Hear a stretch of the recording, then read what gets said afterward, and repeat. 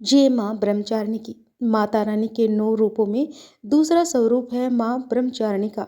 नवरात्र के दूसरे दिन इनकी पूजा की जाती है।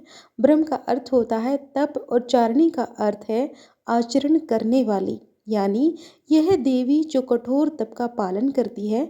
माँ ब्रह्मचारिणी तप, त्याग, संयम और भक्ति की प्रतीक मानी जाती है।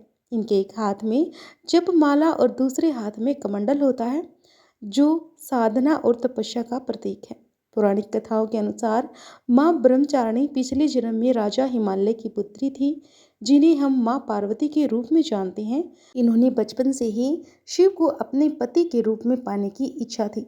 एक दिन नारद मुनि ने उन्हें बताया कि यदि वे भगवान शिव को पति के रूप में प्राप्त करना चाहती हैं, तो उन्हें कठोर तपस्या करनी होगी।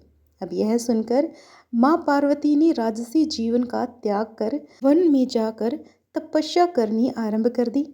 अब माँ ब्रह्मचारिणी ने हजारों वर्षों तक कठिन तपस्या की। प्रारंभ में उन्होंने फल फूल खाकर जीवन व्यतीत किया, फिर केवल पत्तों पर जीवित रही। कुछ समय बाद उन्होंने पत्ते भी त्याग दिए और केवल वायु पर निर्भर रहकर तप करने लगी।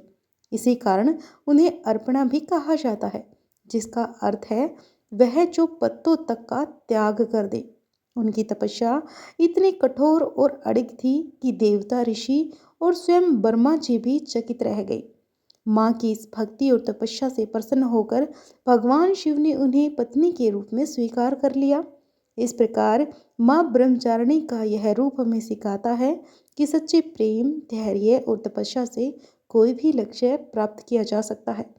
माँ ब्रह्मचारिणी की पूजा करने से व्यक्ति के जीवन में संयम, साहस और आत्मविश्वास बढ़ता है। जो भी भक्त सच्चे मन से माँ का स्मरण करते हैं, उसे कठिन तपस्या में भी शक्ति और धैर्य मिलता है। माँ अपने भक्तों को कभी निराश नहीं करती, उनके जीवन के कष्टों को दूर करती है। धार्मिक मान्यता के अनुसार नवरात्र के दूसरे दिन माँ ब्रह्मचारिणी की पूजा करने से तप, त्याग और वैराग्य की भावना जागृत होती है। इस दिन भक्तों को सादगी से जीवन जीने और अपने मन को नियंत्रण रखने का प्रयास करना चाहिए।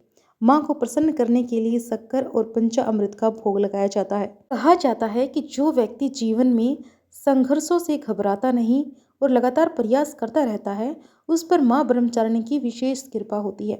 माँ का यह स्वरूप हमें ये संदेश देता है कि कठिनाइयाँ चाहे कितनी भी बड़ी क्यों ना हो, अगर हमारा मन दृढ़ और हमारा विश्वास अटूट है, तो सफलता निश्चित है।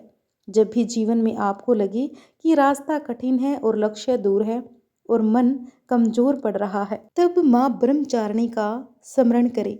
उनकी तपस्या और धैर्य से प्रेरणा लें। माँ आपको सही मार्ग दिखाएगी और आपके जीवन को सफल बनाएगी।